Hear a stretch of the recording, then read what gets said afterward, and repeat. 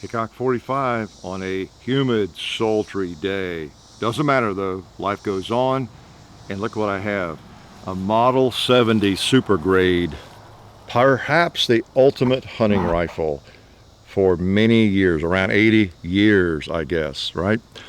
And I'm just out here hunting a little bit. I'm looking for a hog. I'd love to find a wild hog, so come on with me, we might find one. If I could find a rest here, I think I see one. Oh, and here's a rest. Look, a black limb coming right out of that tree. Well, let's just use it. Let's see if I can find something over there to shoot at. It looks hoggish. Yeah, I think I see one.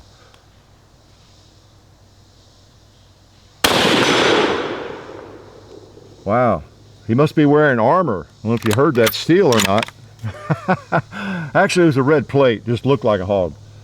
Let's try that little red plate over there.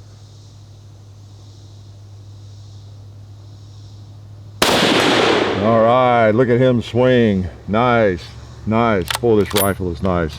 This is John's, by the way, but it's all Model 70.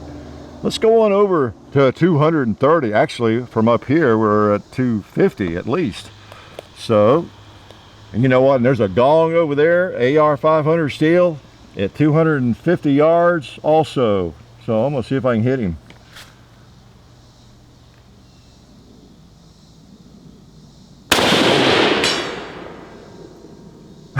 You know, I think I hit him, but it really was a bad let off. Let me try him and hit him again though.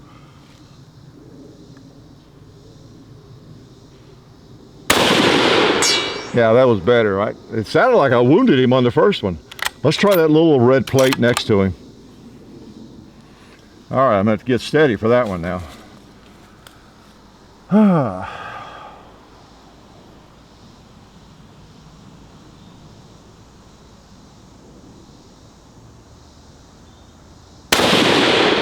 Ah, got him. All right. It's amazing what you can do with a scope and distance in a nice rifle, isn't it? This is called the Rifleman's Rifle, the Model 70 from Winchester. It came about in 1936, so it's been around a while. There's other good bolt action rifles out there, of course, you know, Savage, Remington, Ruger, you know, you just name them. There's custom guns, Montana. I mean, there's a lot of good guns out there. But this one was a production firearm, and when it came out, it pretty much took the market, okay? It wasn't as crowded a market back in the 1930s as it is today, right? And it started with the Model 54. What was the guy's name? Johnson, Thomas Crosley Johnson, I think, that came up with the Model 54. And Winchester chambered a couple or three rounds, and it started the 220 Swift, I think, the 270, you know, in the Model 54.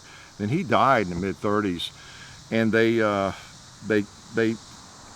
took that, I don't know if it was an opportunity, it sounds like they were waiting for him to die, I don't mean that, but after he died, they took the Model 54, they upgraded it, and made it the Model 70, okay?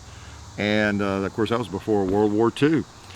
And it became pretty popular, I think, pretty quickly. And then, of course, World War II was a bit of an interruption, right, for gun manufacturing, because they needed to be making Garands and M1 carbines and lots of other things, not hunting rifles so much.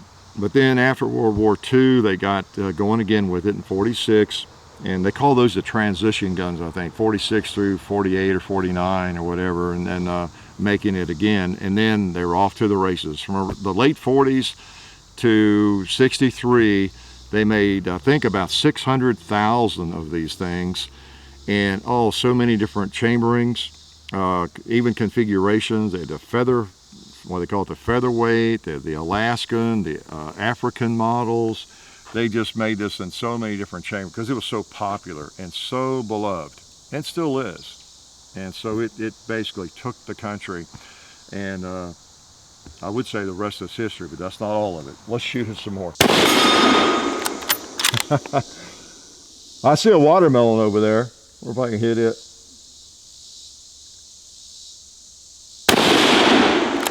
I think I touched it maybe. Touched him again. Let's go to a 2-liter over there. Yeah. Boy, this thing is sweet. What about the middle red plate? You just can't miss with it.